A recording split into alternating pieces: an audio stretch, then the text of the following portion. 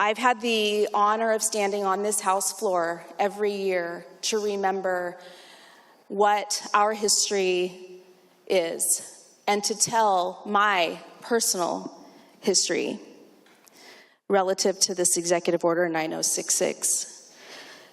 Mr. Speaker, this summer I had the opportunity to take a tour along the beautiful waterfront in Seattle, and part of that tour was remembering the internment as it unfolded in our state. We were pointed, our vision and our eyesight was pointed across the water to Bainbridge Island, where the first families were interned and gathered up on the shore of that dock.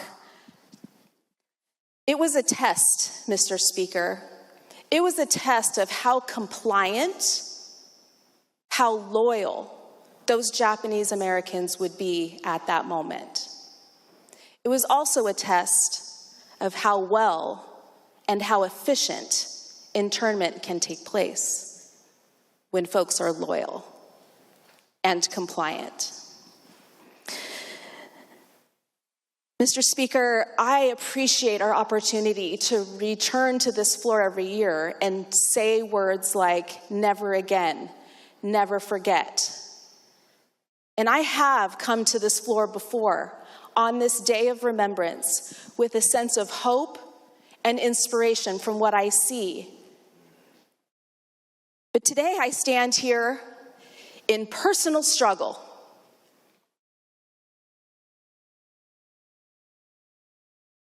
This is history is repeating.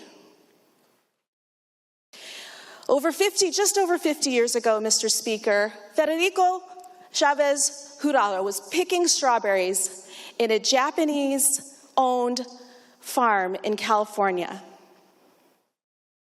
He fell in love with the farmer's daughter, Cynthia Takasugi, and those two became my parents. Would that story play out today? I don't know.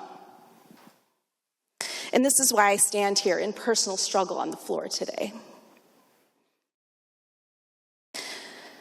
I have a t-shirt at home that says Gaman, not just for Issei anymore. Gaman is a Japanese term, a Buddhist term for enduring the seemingly unbearable with patience and dignity.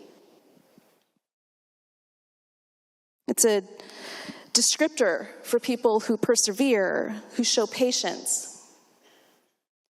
I have struggled to live up to that expectation, that value, that virtue that my Japanese American family has taught me in action, in words, and in faith.